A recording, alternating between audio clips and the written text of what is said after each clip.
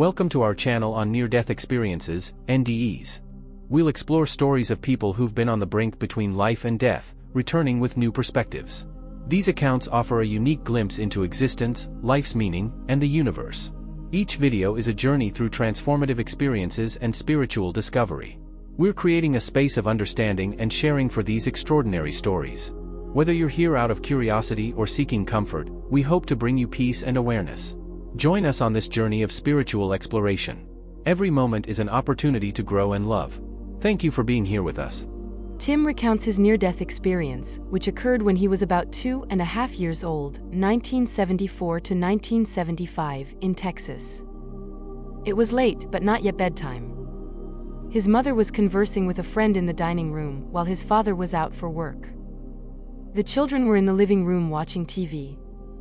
Their mother had ordered them not to disturb her for any reason. During the TV viewing, an announcement indicated that the next program would be broadcast in color, but the only color TV was in the mother's room. Tim remembers hearing screams, breaking glass, and crying. Shortly after, the mother allowed the children to enter her room, provided they remained quiet. Tim's sister was holding her left arm in pain. The mother threatened them with punishment if they touched the TV or made noise, then made them sit on the floor and turned on the television. She left, leaving only a lamp on in a corner and the door open. The children began to watch the movie, fascinated by the bright colors. Tim, bored after a few minutes, decided to play on the bed, ignoring his sister's calls ordering him to stop. He continued jumping until one of his older sisters, Donda, pushed him to get him down. Tim tried not to fall, but got tangled in the blankets and fell towards the edge of the bed. This is where his out-of-body experience began. During the fall, Tim perceived time slowing down dramatically and his vision split. He could see both from his eyes and from a point above the house, as if the roof wasn't there.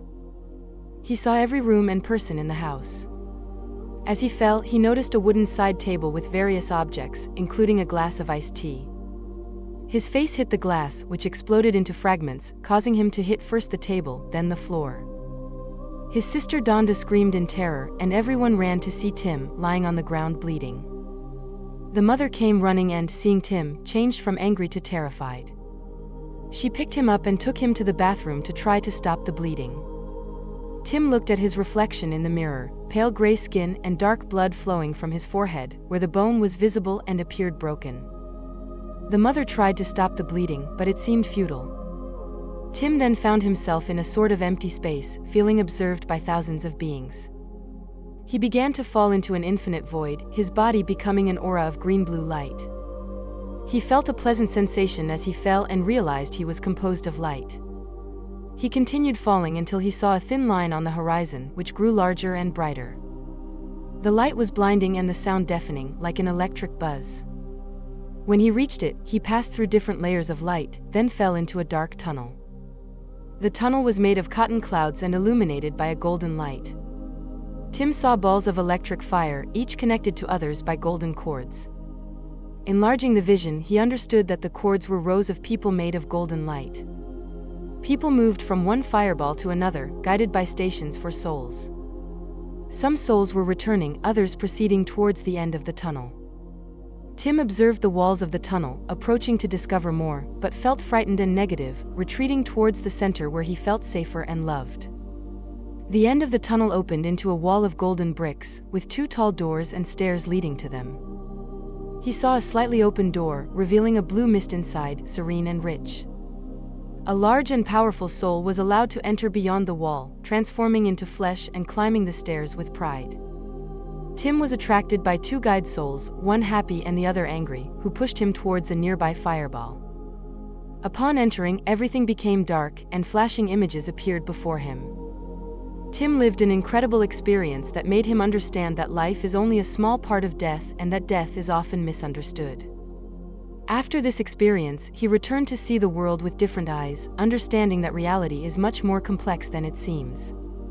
If you enjoyed this video or you're interested in the topics we cover on this channel, I'd be really grateful if you could subscribe to the channel so you don't miss future content. Share the video with someone you think might appreciate it. Thank you so much for your support. Preface: near-death experiences, NDEs, can be profound, life-changing events. Remember, NDEs are subjective experiences, not proof of an afterlife or a guide for living. Channel purpose. This channel shares NDE stories and information, providing a platform for open discussion without promoting specific beliefs. Disclaimer.